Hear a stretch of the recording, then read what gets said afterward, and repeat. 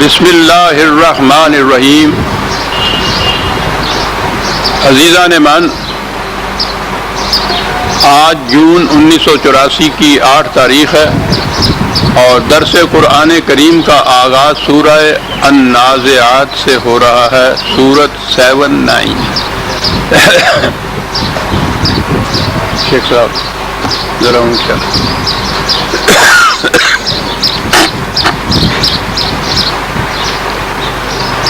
جیسا کہ میں نے سابقہ درس کے آخر میں کہا تھا کہ اس سورت کی پہلی 5 آیتیں 2 الفاظ پر ایک آیت مشتمل ہے۔ 2 لفظوں کی ایک آیت 5 آیتیں، اور جہاں تک میری بصیرت کام دیتی ہے، دین کا پورا ملخص، اسلام کا منتہا، ملت اسلامیہ کا فریضہ حیات، کائنات میں ایک نظام نو کی تجویز، یہ تمام چیزیں ان 10 لفظوں کے اندر اس ایجاز اور جامعیت سے سموئی گئی ہیں۔ میری تو کیفیت آپ سمجھ سکتے ہیں کہ جب بھی میں ان پہ غور کرتا ہوں،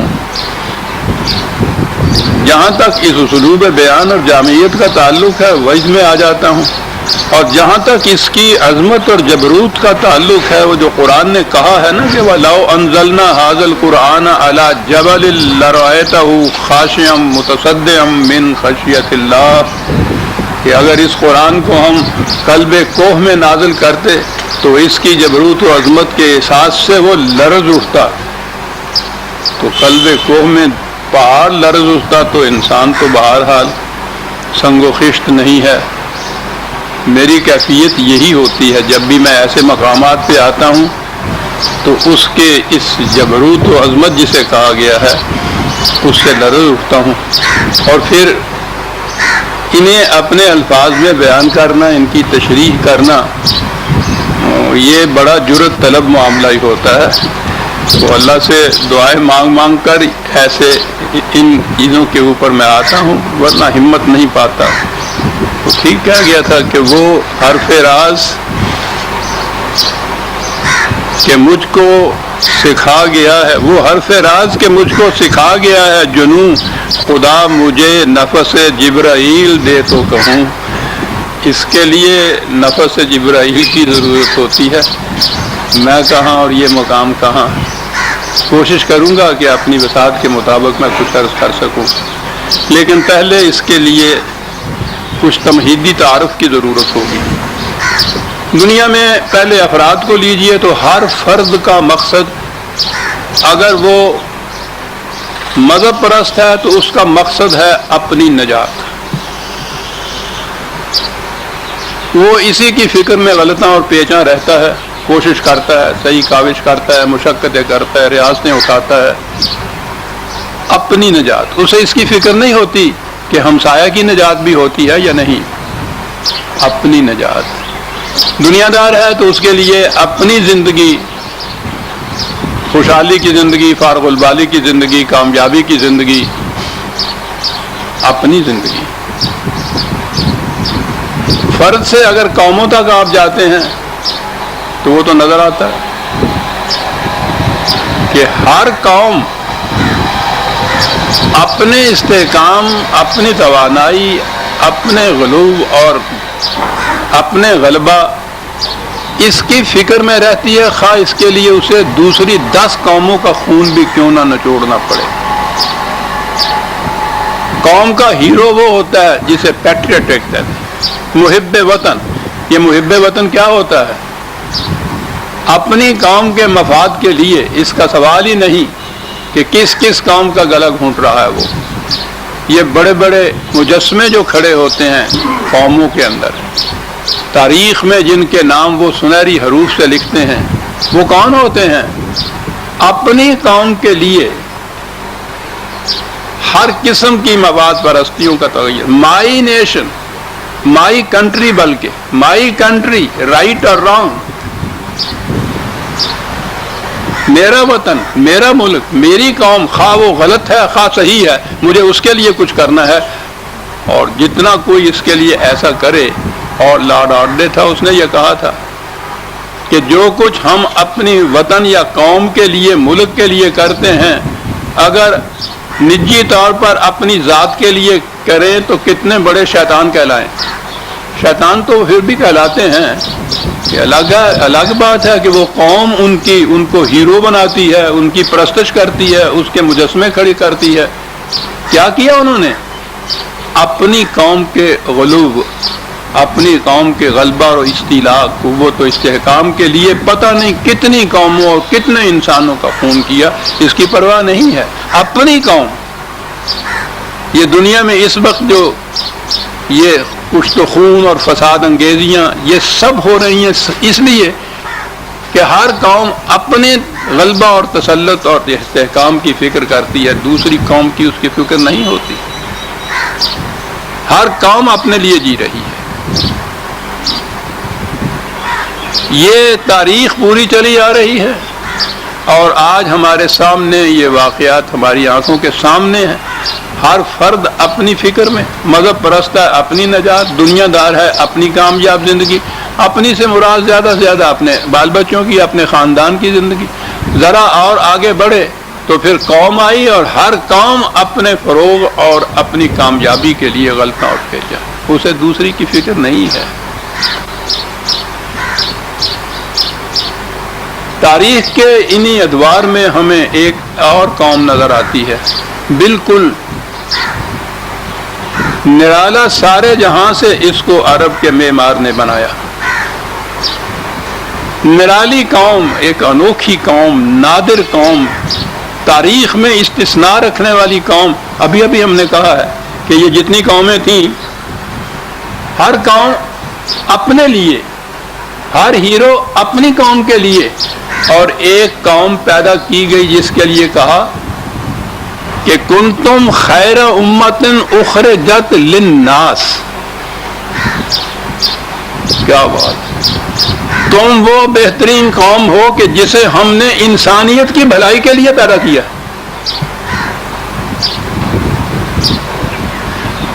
عزیزان من، وہ جو ہے قرآن بے مثل و بے نظیر، یہ مقامات ہیں جہاں نظر آتا ہے۔ پہلے دن سے جب سے انسان کی شعور نے آنکھ کھولا اور تاریخ مرقوم ہوئی، آج تک کس تاریخ میں کسی مقام پہ یہ نظر نہیں آئے گا کسی قوم سے کہا گیا کہ تمہیں ہم نے پیدا کیا تاکہ تم نوع انسانی کی بھلائی کرو۔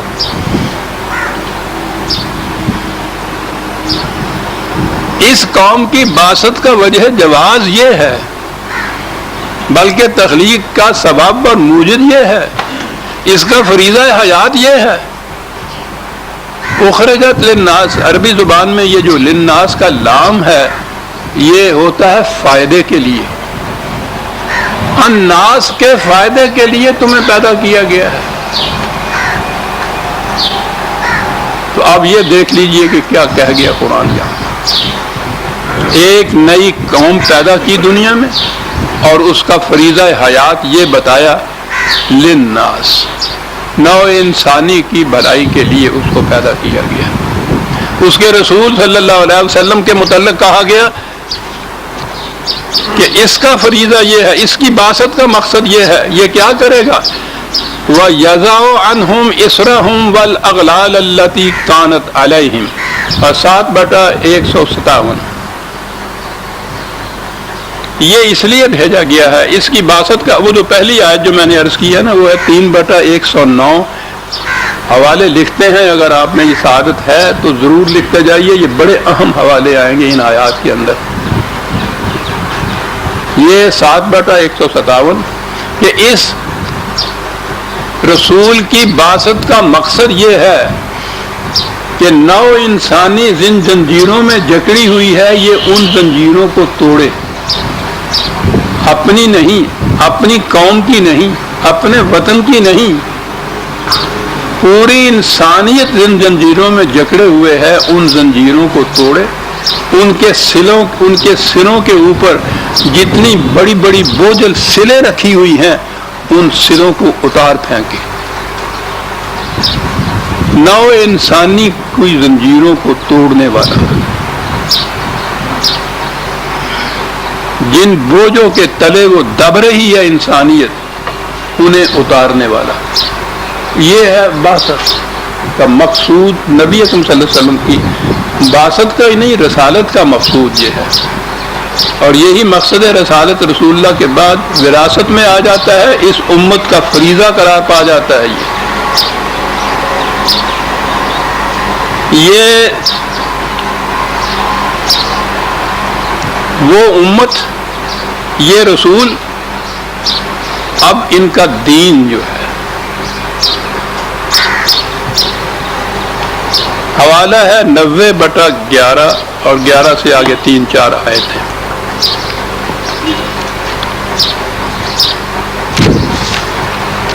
کہا کہ وہ ہدینہ النجدین، انسان کو ہم نے دونوں راستے یہاں دکھا دیے، بتا دیے، نمایاں کر کے ان کے سامنے لے آئے، اس چوراہے کے اوپر سے دونوں راستے جہاں جاتے ہیں۔ ایک راستہ ایسا ہے جس سے یہ عام طور پہ اختیار نہیں کرتا، فلقتحم حمل عقبہ تھا۔ یہ عقبہ کے معنی ہوتے ہیں پہاڑ کی گھاٹی پہ چڑھنا، یہ راستہ ہے اور وہ پہاڑ کی گھاٹی پہ چڑھنا ہے، بڑا دشوار گزار ہوتا ہے، قدم قدم چڑھا جاتا ہے، ہر قدم پہ سانس پھول جاتی ہے، تھک جاتا ہے انسان، کھڑا ہو جاتا ہے۔ کہتا یہ گھاٹی پہ چڑھنے کا راستہ ہے۔ وَمَا أَدْرَاكَ مَا الْعَقَبَةُ، اب تم سوچو، پوچھو گے کہ یہ کون سا راستہ ہے جو گھاٹی پہ چڑھنے کا راستہ، اتنا دشوار گزار راستہ بتایا۔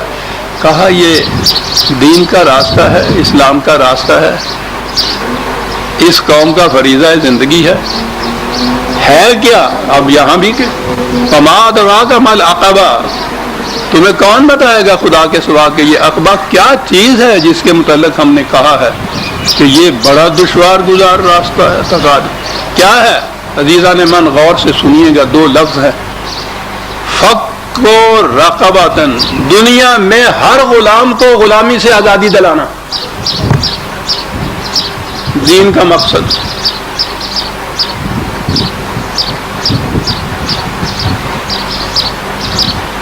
کہا یہ ہے وہ صحیح راستہ دین کا جو ہم نے ان کو بتا دیا، اور ہے نا پہاڑ کی گھاٹی پہ چڑھنا دنیا میں،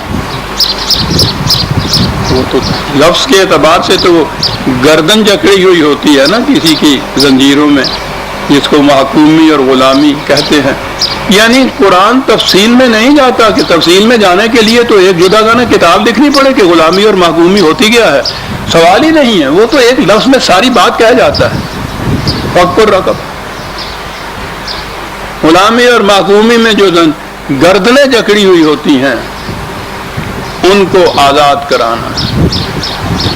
اگلی 2-3 آیتیں اور بھی میں عرض کر دوں کہ یہ اس کی ابتدا کہاں سے ہوتی ہے، کس کس قسم کی غلامی ہوتی ہے۔ سب سے بڑی غلامی محتاجی کی ہوتی ہے، رزق کی محتاجی، ضروریات زندگی کی محتاجی۔ یہ محکومیت تو اس کے بعد پیچھے خود بخود چلی آتی ہے۔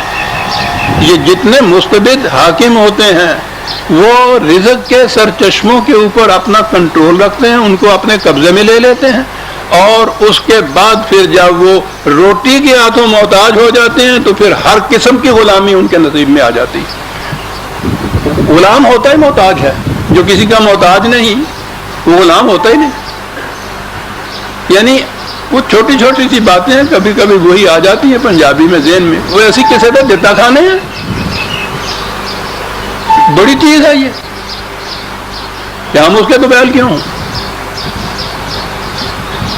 یہ چیز ہے جہاں سے ابتدا ہوتی ہے محکومی اور غلامی کی، جہاں سے گردنوں میں زنجیریں ڈالی جاتی ہیں۔ کہا کہ ابتدا اس پروگرام کی ہوگی اور اطعام فی یوم ذی مسغبۃ، جب ضروریات زندگی کی کمی واقع ہو جائے، قحط واقع ہو جائے تو اس میں پھر ایسی صورت پیدا کرنا کہ کوئی ان ضروریات سے محتاج نہ رہے۔ یہ دین جو گھاٹی ہے، پہاڑ کی گھاٹی چڑھنا جو دین کا بتایا، یہ ہے وہ راستہ دین کا۔ دنیا میں ہر شخص کو غلامی کی زنجیروں سے آزاد کرانا، پہلا قدم اس میں یہ ہے کہ یہ جو احتیاج ہے رزق کی، روٹی کی، اس کی ابتدا کی یہاں سے کہا یہ اس قسم کے حالات میں ہر فرد کی ضروریات زندگی پورا کرنا، یتیماً ذا مقربۃ، کیا باتیں ہیں دو دو لفظوں کی ساتھ. وہ جو اپنے آپ کو بھری سوسائٹی میں، انسانیت میں، بھرے شہروں میں، پوری آبادی کے اندر بھی اپنے آپ کو تنہا محسوس کرے، اس کو تنہا محسوس نہ ہونے دینا. دین غور فرما رہے ہیں کہ یہ کیا چیز ہے. ذا مقربۃ، یہ نہیں کہ کسی صحرا میں ہے، کسی جنگل میں ہے، کسی سنسان وادی میں ہے جہاں کوئی انسان نہیں، وہاں تو بہرحال اسے تنہا ہونا ہی ہے. یہ تنہائی وہ نہیں ہے کہ جو غلامی کی تنہائی ہے. تنہائی تو یہ ہے کہ بڑی محفل میں پوری آبادی کے اندر تمام قریب ہو انسان یہاں سے وہاں تک، اور پھر بھی وہ اپنے آپ کو تنہا محسوس کرے. عزیزان من، دور نہ جائیے، اپنے حالات پہ غور کیجئے اور کہیے کہ ہیں یتیم یا نہیں ہم اس معاشرے کے اندر. ہر فرد یتیم ہے ہم میں سے. جس پہ پڑتی ہے آ کے اسی کو بھگتنی پڑتی. یتیماً ذا مقبرۃ او مسکیناً ذا متربۃ.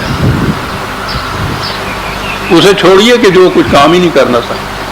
کام کی کیفیت یہ ہے کہ صبح سے شام تک خاک آلود مٹی میں لتھڑا رہتا ہے بیچارہ، اس کے باوجود اس کے لیے حرکت کا سامان پیدا نہیں ہوتا. وہ کھڑا ہے ایک مقام کے اوپر، آگے نہیں چل سکتا. ہر مزدور ان حالات میں جس کی حالت یہ ہوتی ہے، پہلے دن سے جو اس نے وہ گارا اور مٹی ڈھونا شروع کیا، عام الفاظ میں بھی اینٹیں اٹھانی شروع کی ہیں، ساری عمر وہ بھی یہی کرتا چلا آتا ہے. یعنی ایک قدم آگے نہیں بڑھتا زندگی میں، اس کا وہی چکر کاٹ رہا ہے صبح سے شام تک. یہی کیفیت ہے. مسکین ساکن ہو گیا ہے یہ. اور زندگی تو حرکت کا نام ہے. حیات ذوق سفر کے سوا کچھ اور نہیں.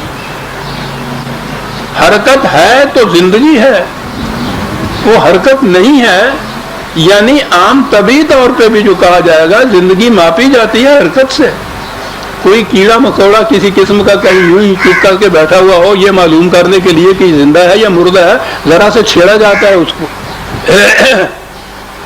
وہ جو چھیڑا جاتا ہے اس کو، اگر تو اس میں وہ حرکت پیدا ہوتی ہے تو ہم کہتے ہیں زندہ ہے.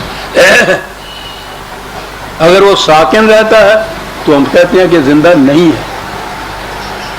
یہ تو قوم ہی عجیب تھی. سانپ اس طرح سے کنڈلی مار کے بیٹھا ہوا ہو، پتہ نہ چلے کہ یہ زندہ ہے یا مردہ ہے، تو اس کے لیے یہ ہوتا ہے نا کہ ذرا دور سے تھوڑا سا چھیڑ کے دیکھیے. اگر وہ یوں حرکت کرتا ہے تو زندہ ہے. سانپ کو یہ عین حیان کہتے ہیں نا. حیات کا لفظ یہاں سے نکلا ہے. حیات اور حرکت دونوں لازم و ملزوم. جہاں زندگی جامد ہو جائے، فرد کی ہو یا قوم کی زندگی ہو، آگے نہ وہ بڑھے، حرکت نہ کرے، یہ ہے وہ غلامی کی زنجیر جس میں جکڑے ہوئے ہوتی ہے. مسکیناً ذا متربۃ، کیا بات ہے ذا متربۃ کی. مٹی میں ملا ہوا صبح سے شام تک اس کی کیفیت یہ ہے. اتنی محنت کرنے کے باوجود وہیں کا وہیں کھڑا ہے، بلکہ پیچھے تو پلٹ جائے گا، آگے بڑھنے کی بات نہیں ہوگی. اب یہ آ گیا فق و رقبہ کا پہلا قدم. تو آپ نے غور فرمایا کہ دین کا منتہا مقصود ملخص ہے کیا؟ فق رقبہ.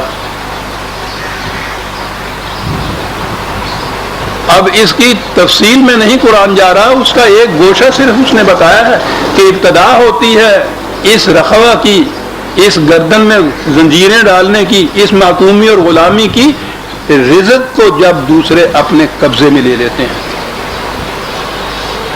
یہاں سے ابتدا کی جائے گی اور یہ پھر پہلے قدم ہوں گے جو پہاڑ کی گھاٹی پہ چڑھنے کے لیے ہوں گے.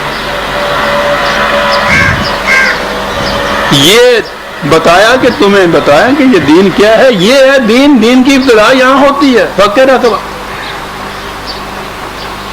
قرآن کریم میں آپ دیکھیے معاف رکھیے قوم جس کو یہ حکم تھا کہ دنیا میں جہاں کہیں کوئی محکوم اور غلام نظر آئے تمہارا فریضہ یہ ہے کہ اس کی غلامی کی زنجیروں کو توڑ کر اسے آزاد کر دو. کیا وہ قوم آزاد لوگوں کو غلام بنائے گی؟ اور اب آپ کی تاریخ جس کو پھر آپ اسلام کی تاریخ کہہ رہے ہیں، عہد ملوکیت کی تاریخ، اس میں ایک ایک آپ کے سلطان کے گھر میں 3-3 ہزار غلام لونڈیاں موجود نظر آتی ہیں. اور اب تک یہ بحث چلی آ رہی ہے. آپ کو یاد ہوگا نا یہ اس دور میں پھر وہ درمیان میں آنا پڑتا. کیا کیا جائے؟ بنتی نہیں. اب صابر ہم نہ کہے بغیر غلامی لونڈیوں اور غلام کے خلاف آواز اٹھائی، بھیڑوں کے چھتا چھیڑ دیا ساتھ کہ یہ اسے خلاف اسلام کہہ رہا ہے. اندازہ لگائیے. کتاب موجود ہے ابوالعلا مودودی مرحوم صاحب کی غلام اور لونڈیوں کے. مدافعت کیے چلے جا رہے ہیں. غلام اور لونڈیاں اسلام کا جز ہے وہ کہتے ہیں. کون اس کو ناجائز قرار دے رہا ہے؟ گالیاں تک دے دی انہوں نے. جرم کیا ہے؟ اس میں لکھا ہے یہ کہ ان لوگوں کا اصل میں کہتے ہیں ان کا دماغ چل گیا ہے، اور اس کی نشانی یہ ہے کہ یہ صرف قرآن سے قانون لانا چاہتے ہیں. یہ دماغ چلا ہوا وہ ٹھیک ہے جی. غلامی کے جواز میں نہیں وجوب میں لازم ہو جاتا ہے. آپ کی پارلیمان میں ایک مولوی صاحب نے یہ کہا تھا نا کہ زیادہ نہیں تو ایک ایک لونڈی رکھنے کی تو اجازت دی جائے. آج اس دور کے اندر وہ جو ملحد و بے دین کے ادارے ہیں یہ UN وغیرہ، انہوں نے تو اپنے چارٹر کے اندر اس کو غلامی کو منسوخ کیا ہوا ہے. یہاں یہ بتا رہے ہیں کہ اسلام کا یہ فریضہ ہے غلام اور لونڈیاں رکھنا. انہوں نے کہا ہے کہ ہمارا اقتدار آئے گا، اسلامی نظام آئے گا ان کے تصور کا، تو پھر تو کوئی بھی گردن آزاد نظر نہیں آئے گی. اب بھی جنہیں ہم آزاد کہتے ہیں ہم آپ ہی مسلمان جہاں مذہب ہے، کون سی آزادی ان کو میسر ہے؟ 1000 سال پیشتر کے احکام جو ہیں ان کا اتباع یہ جانتے ہوئے کہ یہ ناممکن العمل ہیں، یہ جانتے ہوئے کہ یہ عقل و فکر کے خلاف ہیں، یہ جانتے ہوئے کہ یہ قرآن کے خلاف ہیں، انہیں ماننے پر مجبور ہیں. غلامی گلے میں رسے ڈالنے کا تو نام نہیں ہوتا. صرف بسیار رشوہ ہاس بتارا کے نام میں یہ ساری انواع ہے غلامی کی. اسی لیے اس نے جو کہا تھا نا کہ قرآن موت کا پیغام ہر نوع غلامی کے لیے. غلامی کی یہ انواع ہیں مختلف، بظاہر نظر نہیں آتا کہ یہ غلام ہے. غلامی یہ ہے کہ آپ کے لیے کوئی سے نہیں ہے، آپ کو کوئی اختیار اس میں نہیں ہے،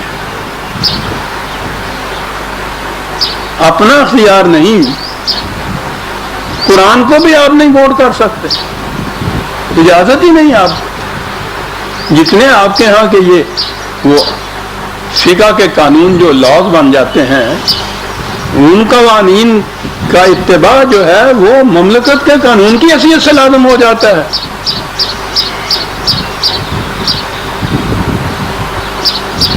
فک الرقبہ.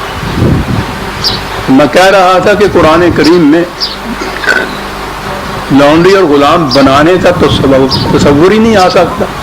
جو بنیاد فک رقبہ بنیاد قرار دیتا ہے دین کی، وہ یہ کہے گا کہ جاؤ دوسری قوموں کو جا کے غلام بناؤ اور ان کی عورتوں کو لونڈیاں بنا کے گھر میں رکھو. جو اس زمانے میں عربوں کے معاشرے کے اندر یہ تھے غلام اور لونڈیاں، اور اس زمانے میں ساری دنیا میں تھی، ان کے یہاں بھی تھی. آئندہ کے لیے تو اس طرح سے بند کیا. اور قرآن میں آپ دیکھیے ذرا ذرا سی کوتاہی پر، ذرا ذرا سے صاحب پر، تھوڑے سے خطا پر، جسے ذرا سا گناہ یا جرم کہتے ہیں، اس کی پاداش میں کیا کہتا؟ فقط رقبہ، فقط رقبہ. آزاد کرو غلام کو، آزاد کرو. نا تمہارا اپنا کوئی غلام ہے وہ تو اسی طرح سے آزاد کرو، ورنہ جہاں بھی کہیں غلام نظر آتا ہے معاشرے میں خرید کر اس کو آزاد کرو. جس قیمت پہ بھی اس کا مالک آزادی ان کو دینا چاہتا ہے اس کو آزاد کرو.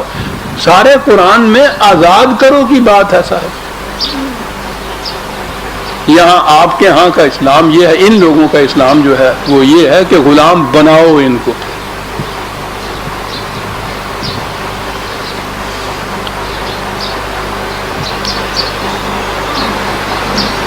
ابتدا اس سے ہو گئی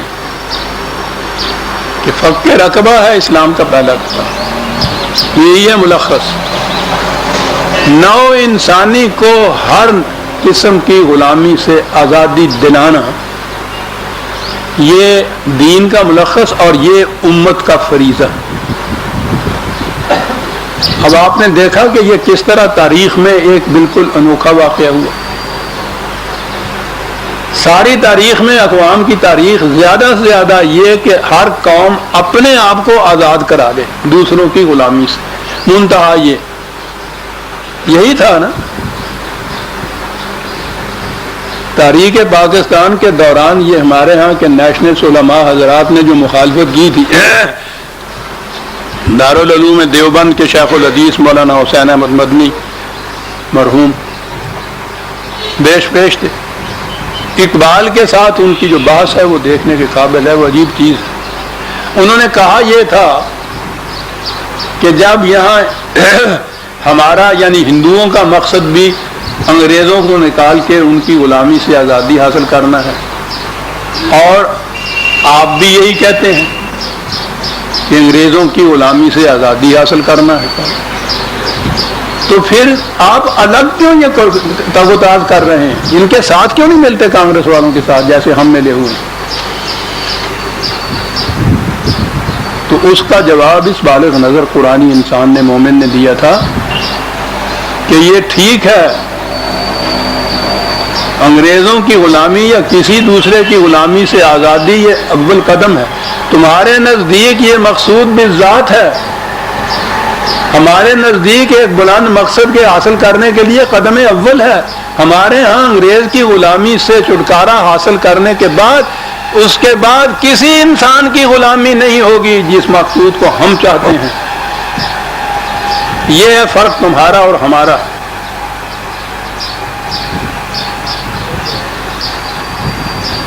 تو غلامی سے آزادی حاصل کرنا،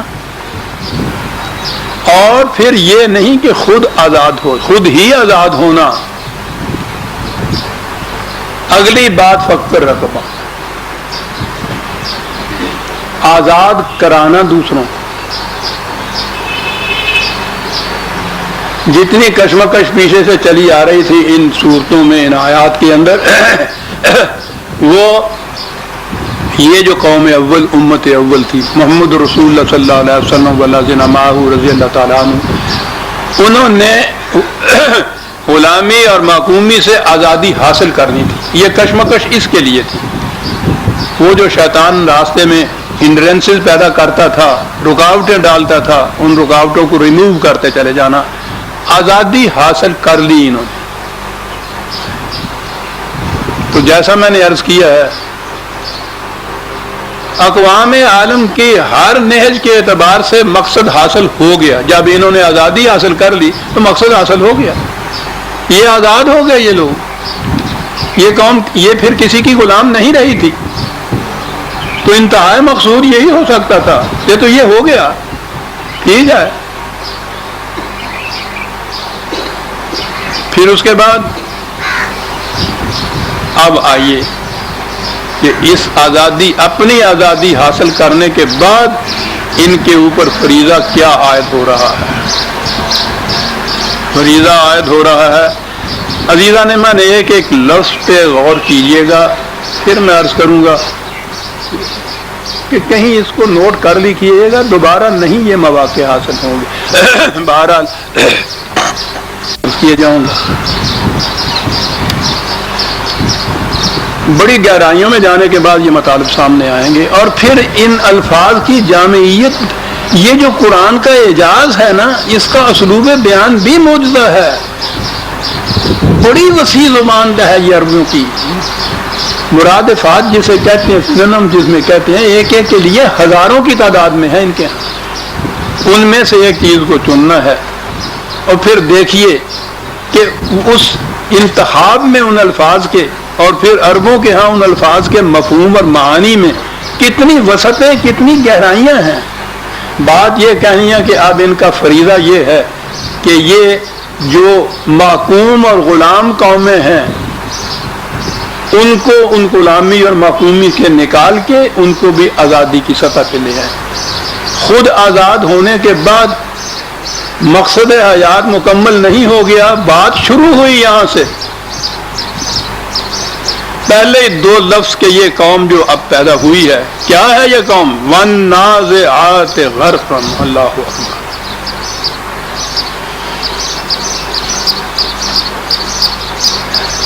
کسی قوم کو محکومی غلامی کی پستی کے گڑھے میں پھینک دینا مستبد قوتوں کا یہی کام ہوتا ہے. پستی کا گڑھا بھی کہا جا سکتا تھا. خود پستی بھی ایک لفظ تھی جس میں کہا جا سکتا تھا. اور عربی میں تو پوچھے نہیں کتنے الفاظ تھے. پستی اور کس انداز کی پستی؟ پانی کی تہ میں کسی کو غرق کر دینا. کیا ہوتا ہے اس میں؟ پانی میں ڈوب جائے، اس کی تہ تک پہنچا دیا جائے، نہ کچھ دیکھ سکتا ہے، نہ کچھ سن سکتا ہے، نہ اس کی کوئی سن سکتا ہے. اللہ اکبر. ایک لفظ میں غلامی کی انتہائی تصویر کھینچ دی. سطح عرض کے اوپر جہاں جی چاہے رکھ دیجئے کسی غلام کو، محکوم کو، قیدی کو، یہ بات نہیں پیدا ہوگی.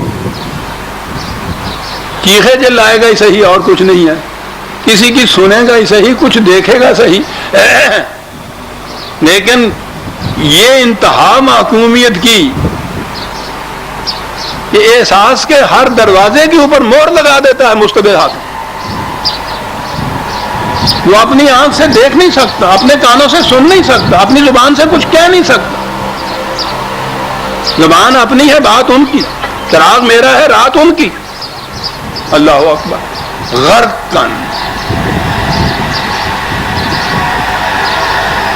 معلوم نہیں آپ احباب کے دل میں بھی وہ کیا پیدا ہوتا ہے نا. میری تو کیفیت ہی اور ہو جاتی.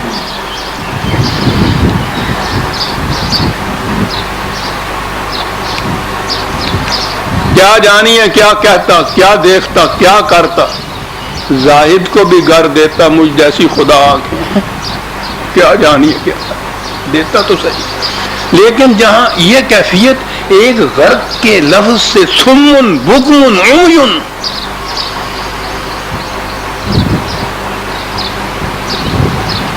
حکمراں کی قاہری یہ کرتی ہے محکوم کے ساتھ. اب جسے اس طرح سے پانی کی تہ میں ڈبو دیا ہو کہ وہاں وہ نہ کسی کی سن سکے، نہ کسی اس کو کچھ سنا سکے، نہ کچھ دیکھ سکے، وہاں اس پستی سے، اس گڑھے سے وہاں سے نکالنا ہے. اب دیکھیے اس نکالنے کے لیے کیا کرنا پڑتا ہے. ایک تو خود یہ حکمران اور حاکم جن کے یہ محکوم اور غلام اور قیدی ہیں، ایک تو ان کا استبداد ہوگا کہ یہی نہیں نکالنے دیں گے ان کو. سب سے مزاحمت تو ان کی ہوگی نا، نکال نہیں دے گے. اس سے بھی زیادہ مشکل ہو رہی ہے کہ یہ غلام اور محکوم بھی خوئے غلامی میں جب پختہ ہو جاتا ہے تو وہ بھی نہیں نکلنا چاہتا. نئے تیر کماں میں ہے نہ صیاد کمی میں، گوشے میں قفس کر مجھے آرام بہت ہے. اس پرندے کو آپ آزاد کر ہی نہیں سکتے. وہ میں کہا کرتا ہوں یہاں آپ نہیں نظر آتے. تقسیم سے پہلے ہندو ہوتے تھے یہاں، تو ان کے ہاں عام طور پہ وہ چکور یا اس قسم کے تیتر پنجرے میں وہ ڈالتے تھے. صبح سیر کے لیے نکلتے تھے پنجرا ہاتھ میں ہوتا تھا، وہ چکور یا تیتر جو اس میں بند تھا اس کو باہر آزاد کر دیتے تھے، پیچھے پیچھے ہوتا تھا، وہ جاتے تھے جنگل میں، جنگل کے آزاد پرندے انہی جیسے ان کو آوازیں دے رہے ہوتے تھے کہ تمہیں کیا ہو رہا ہے، کہاں جا رہے ہو، یہ ہے تمہارا مقام، دیکھو تو صحیح ہم کہاں جا رہا ہے۔ یہ سنتے تھے اور اس پنجرے کے پیچھے پیچھے بھاگتے تھے۔ کھڑا ہوتا تھا تو پنجرے کے اوپر بیٹھ چڑھ جاتے تھے، چونچوں سے مار مار کے اس کے دروازے کو کھولتے تھے۔ آزاد پر بھی موجود ہیں، آزاد بھی ہیں، دوسرے آزاد پرندوں کو ان کی آوازیں سن رہے ہیں، کیفیت یہ ہے کہ اس پنجرے کے پیچھے چلے جاتے ہیں۔ جب ایسی حالت ہو جاتی ہے غلام کی، محکوم کی، وہ کہا اقبال نے کہ خواجگی میں کوئی مشکل نہیں رہتی باقی، پختہ ہو جاتے ہیں جب ہوئے غلامی میں غلام۔ پھر تو سید خود صیاد رہا گوئے بگیر، خود شکاری جان، پرندہ جو ہے وہ کھڑا ہو کے کہتا ہے شکاری کو کہ آپ مجھے پکڑ دے۔ پختہ ہو جاتے ہیں جب ہوئے غلامی میں غلام۔ اگلے لفظ پر آنے سے پیشتر میں یہ ساری تمہید، یہ مفہوم سمجھ میں جب آئے گا، جب یہ ذہن میں آ جائے کہ یہ ایک تو وہ جو محکوم غرق ہوا ہے پانی کے اندر، اس کی کیفیت کیا ہے، آواز باقی نہیں ہے، سوچنے سمجھنے کے دروازے بند ہو چکے ہوئے ہیں سب۔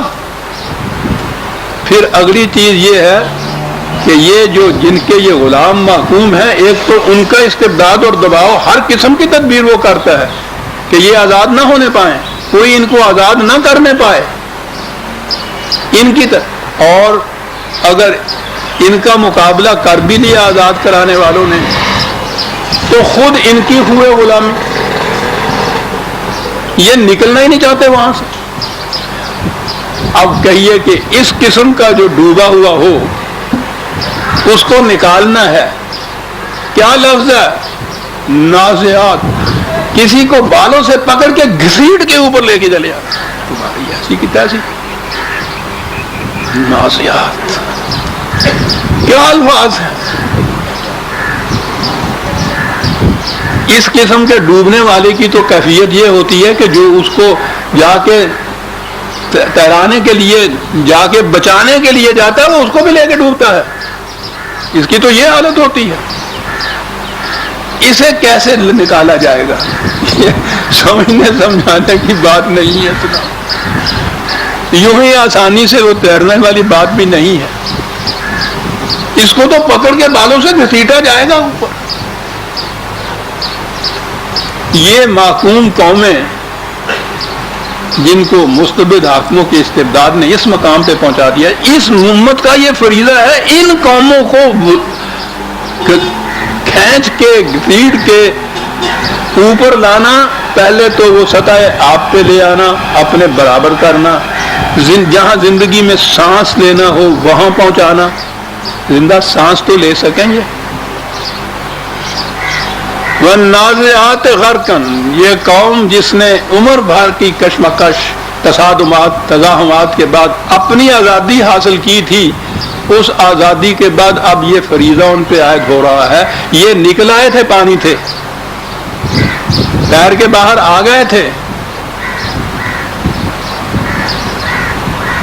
ساحل پہ کھڑے ہوئے ہی تھے، کو یہ حکم دیا کہ بہت جو ڈوبے ہوئے نیچے ہیں تمہیں ان کو بھی بچانا ہے، نکالنا ہے وہاں سے۔ اب یہ ان کے نکالنے کی فکر کر رہے ہیں۔ یہ جتنی بھی کہتے ہیں نا صدر اول میں یہ مسلمانوں کی جنگیں، اسلام کی جنگیں، اور پھر ہمارے ہاں والے کہتے ہیں کہ اسلام بذریعہ شمشیر پھیلا، یہ جنگیں جو تھیں یہ اسے کہتے ہیں اسلام پھیلایا، اسلام پھیلانے والی بات نہیں تھی۔ خود ساحل پہ آنے کے بعد یہ جو سطح سمندر کے نیچے ڈوبے ہوئی محکوم قومیں تھیں، ان کو وہاں سے نکالنا تھا۔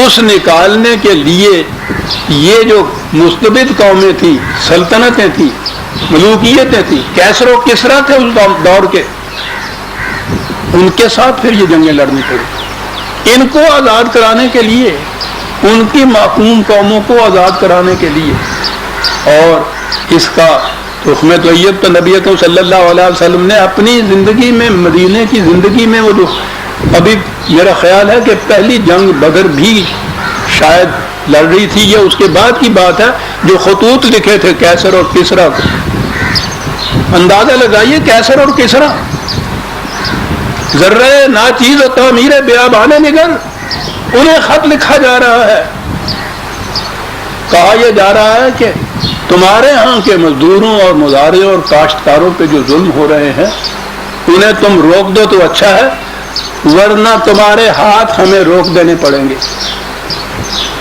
عرب کا ایک یتیم ابھی اپنی مملکت بھی قائم نہیں ہوئی، وہ انہیں یہ لکھ رہا، اس کو پتا تھا کہ اپنی آزادی تو اب بہت قریب ہے، حاصل قریباً ہو ہی چکی ہوئی ہے، اس سے ہمارا مقصد تکمیل تک نہیں پہنچ رہا، مقصد تو آگے شروع ہونا ہے۔ دائیں بائیں یہی دو سلطنتیں، یہی دو تہذیبیں، بلکہ دنیا میں سب سے بڑی تہذیبیں اور مملکتیں یہی تھی، انہیں یہ چٹھی لکھی جا رہی ہے۔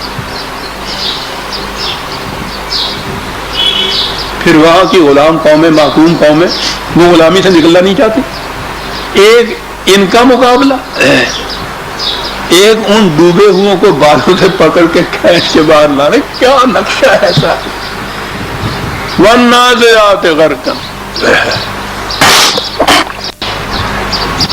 وہاں سے نکال کے لے آئے اوپر۔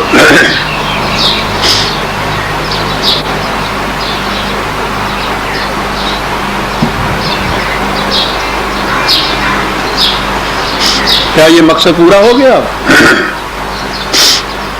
جی نہیں صاحب، صدیوں کی نسلوں کی غرقابی کے بعد، حکومیت کے بعد، اب یہ آزادی کی فضا میں سانس لینے کے قابل صرف ہوئے۔ اب انہیں آزادی سے لذت آشنا کرنا۔ اگلے دو لفظ ہیں عزیزان ایمان، آزادی کی ایسی ڈیفینیشن اس میں ہو گئی ہے، دنیا کی تاریخ میں اس کی مثال نہیں ملتی، دو لفظوں میں۔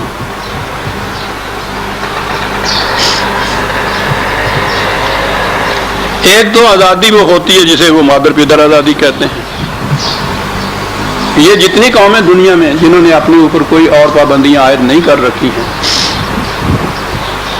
وہ آزاد ہیں نا، جو جی چاہے فیصلے کریں، جس کا جی چاہے گلا کاٹ لیں، جس کو جی چاہے لوٹ لیں، اپنی قوم کے مفاد کی خاطر یہ کچھ کرتے رہیں، کوئی پابندی کسی قسم کی نہیں، آزادی اسی کا نام ہے۔ لیکن ایک اور بھی آزادی ہے، آزادی کسی اصول کی حدود کے اندر رہتے ہوئے، ناقابل تغیر اقدار کی پابندیاں کرتے ہوئے آزادی۔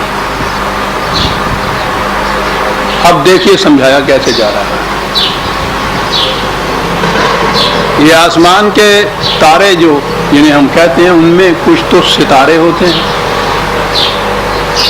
زمین جنبد نہ جنبد گل محمد جسے کہتے ہیں، وہ قطب تارہ ہوتا ہے نا، اپنی جگہ سے ہلتے نہیں ہیں، وہ اپنے مقام کے اوپر کھڑے ہوتے ہیں، وہی وہ گھومتے ہیں لیکن وہ آگے جانے کی حرکت نہیں ان میں ہوتی،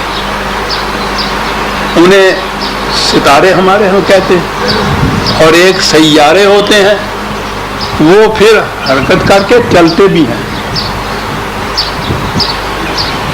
تو یہ چلنا جو ہے حرکت کے ساتھ یہ آزادی ہے۔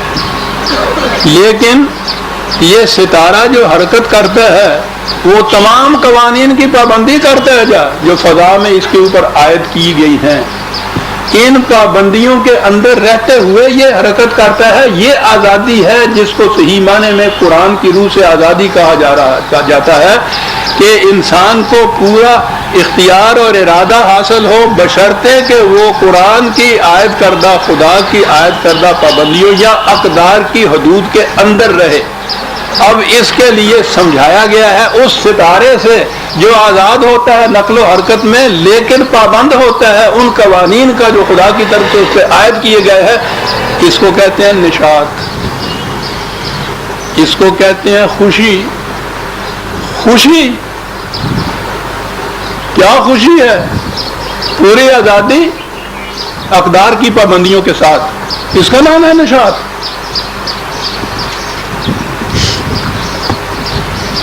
معاف رکھیے گا اگر اس میں تھوڑی سی کرک آ جائے۔ آپ کو معلوم ہے کہ اب آپ کے ہاں ارباب نشاط کنہیں کہا جاتا ہے؟ او بدبخت قوم، اپنے ساتھ زبان کو بھی تباہ کیا اس نے۔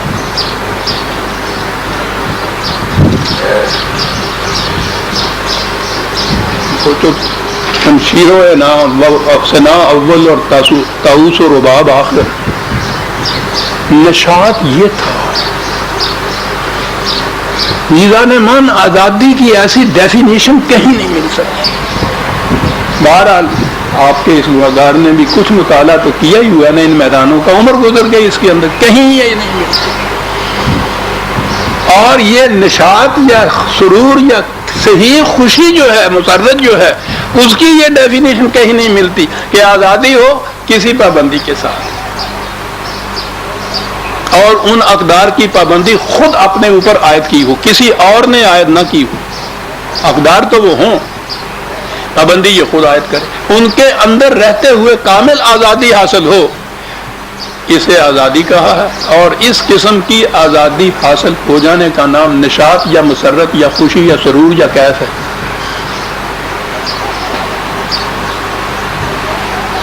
دیکھا آپ نے یہ پابندی اور آزادی، کیا بات، جگر کا شعر ہے، غزل کا بڑا حسین شعر۔ مجھ کو اپنا بنا کے چھوڑ دیا، کیا اسیری ہے کیا رہائی ہے۔ مومن کو یہ آزادی ملتی ہے، مجھ کو اپنا بنا کے چھوڑ دیا، کیا اسیری ہے، بڑا خوبصورت ہے، کیا رہائی ہے۔ وَالنَّاشِطَاتِ نَشْطًا، ان کو محکومیت کی غرقابی کی تہوں سے کھینچ کے نکال کے اوپر لے آنا، اور پھر انہیں اس قابل بنا دینا کہ انہیں آزادی حاصل ہو، لیکن اقدار خداوندی کی پابندیوں کے ساتھ۔ یہ سب کچھ کرنے کے بعد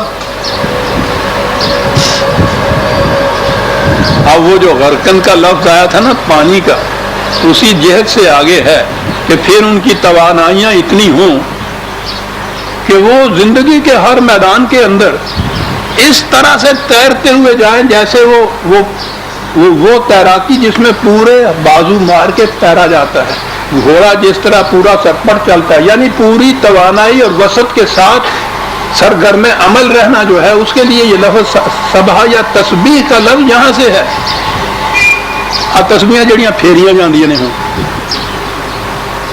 یہ یہاں کے لفظ ان کو اس قابل بنا دینا۔ وہ غرقن، کیا بات ہے اس ادب کی، غرقن پانی کی تلمیذ سے سابحات لائے یہاں کہ اب اسی دریا میں جہاں یہ تہ میں غرق ہوئے تھے اور یوں نکلے تھے، اب اس کی سطح کے اوپر یوں تیرتے ہوئے چلے جا رہے ہیں سب کے، جس کا نظارہ نہیں، کوئی چیز راستے میں حائل نہیں ہو رہی، کوئی موج کوئی طوفان کا کافی سوال ہی نہیں ہے، تیرتے ہوئے سابحات ہے سب، پوری گرم جوشی کے ساتھ، پورا ہاتھ مار کر، کوئی راستے میں رکاوٹ نہیں ہے، کوئی ہنڈرنس نہیں ہے، کوئی شیطان نہیں ہے، سب اس طرح چلے جا رہے ہیں یہ۔ اور جاتے ہوئے یہی نہیں ہے کہ باقیوں سے پیچھے رہنا، تو ایک طرف مومن تو پیچھے رہ ہی نہیں سکتا، مومن بالا ہے ہر بالا ترے،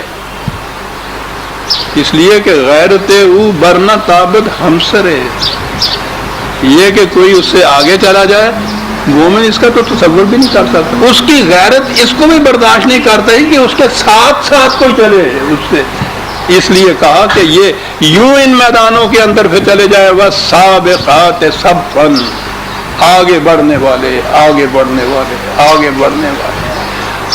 غور فرما رہے ہیں دو لفظوں کو، دیکھ رہے ہیں کہ کیا وہ اسلام کا مقصود، اس قوم کی فریضہ حیات، نظام زندگی، آزادی اور غلامی، کس طرح سے تشریح اس کی دو لفظوں میں ہوتی چلی جا رہی ہے۔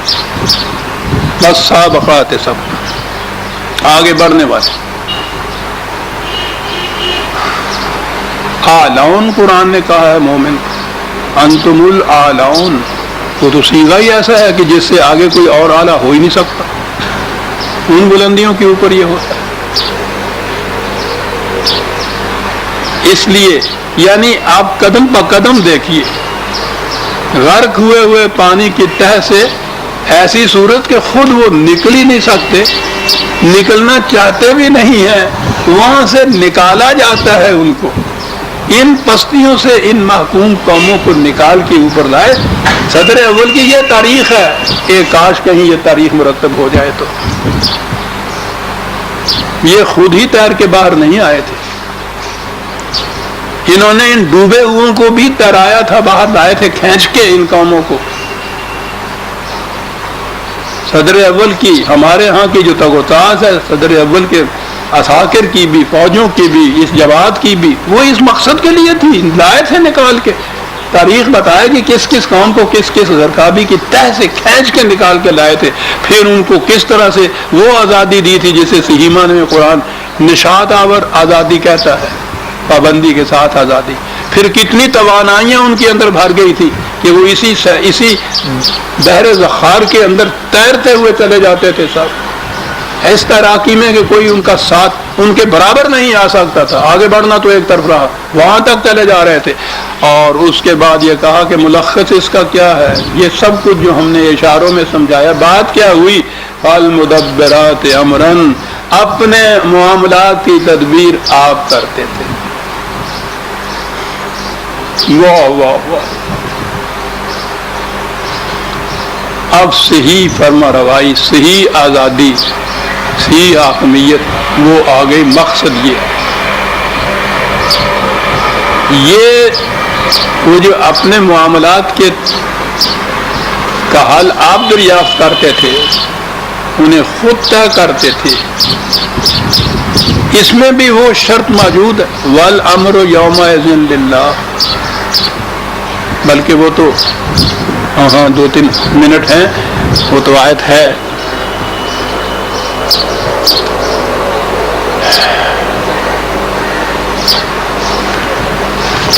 والامر یومئذ للہ، غالباً 82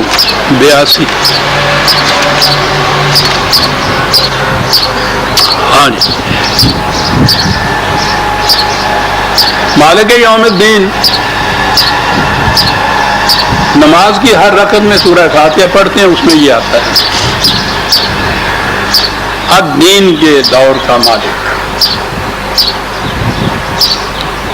کہا کہ معاذ اللہ کا ما یوم الدین، کہتے تو رہتی ہے صبح سے شام تک، گن لیا جائے اگر ان رکعتوں تو میرا خیال ہے قریباً 44 مرتبہ آ جاتا ہے۔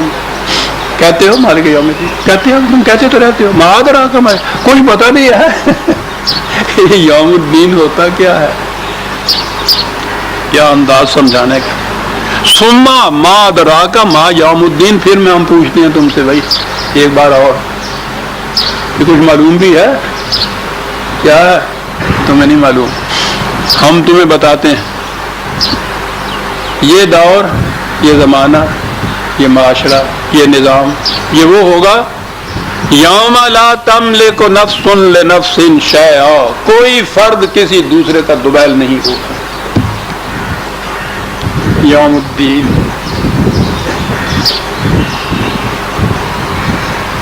تو کیا انارکی ہوگی پھر، جو کسی کا جی چاہے کرے۔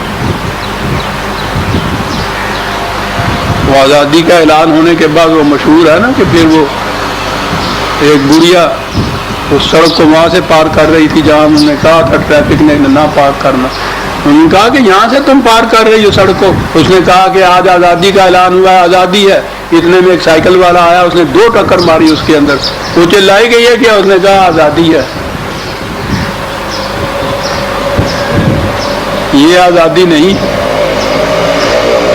جس میں کوئی کسی کا دوبیل نہ ہوگا۔ اور آگے شرط ہے والامر یومئذ للہ، تمام امور کے فیصلے خدا کی اقدار کے مطابق ہوں گے۔ یہ یوم الدین، انسان نہیں اس میں آئے، کوئی انسان کسی انسان کا وہ محکوم و محتاج نہیں ہوگا، تمام امور کے فیصلے اس کے تابع ہوں گے. اور یہاں جو کہا فالمدبرات امرن، وہ اپنے معاملات کی تدبیریں خود کریں گے. مشروط ہوگی یہ چیز کہ ہر معاملے کا فیصلہ خدا کے فیصلے کے مطابق ہو. اس مقام کے اوپر یہ پہنچا دیں گی یہ قوم جس نے خود آزادی حاصل کی تھی، اتنی اضطرابات اور تزاحمات کے بعد یہ معقوم قوموں کو اس مقام کے اوپر لے آئے گی. یہ صاحب یہ تھا امت مسلمہ کا فریضہ، یہ تھا دین، یہ تھا منصب رسالت، یہ تھا قرآن کا پہلا پیغام کہ اس قوم نے یہ کرنا ہے. 5 آیتیں پہلی آ گئی سورہ نازعات کی، لیکن یہ کچھ جو ہے یہ پھولوں کی سیج نہیں ہے کہ یوں ہی بیٹھے بٹھائے ایسا ہو جائے گا. یہ تو آپ نے دیکھ لیا نا کہ مستبد قومیں کوئی ایک اپنے نوکر کو یا غلام کو بھی نہیں آزاد ہونے دیتا کہ جائے کہ قوموں کی قومیں ان کی حکومت فرما روائی اور استبداد کے شکنجے سے چھڑائی جائیں، آسانی سے چھوڑنے دیں گے. وہ آگے بتایا کہ اس میں کیا کچھ ہوگا. پھر سورہ نازعات کی آیت 5 تک ہم آ گئے، 6 آیت سے آئندہ دیں گے. ربنا تقبل منا انک انت السمیع العلیم. شکریہ. توبہ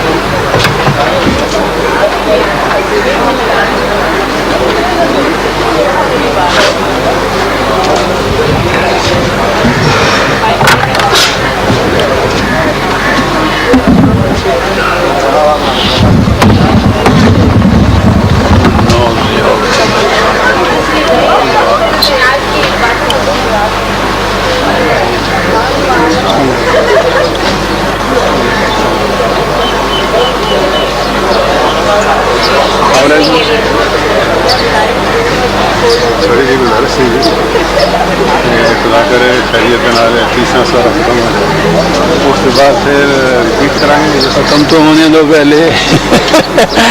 اتنی جلدی اتنے لمبے معاملے کا فیصلہ کرنا، دیکھیں کیا گزرے گا. میں جا رہا تھا کہ بات ہو کے ان مہینوں میں تو چلے گئے، ان مہینوں میں ختم ہو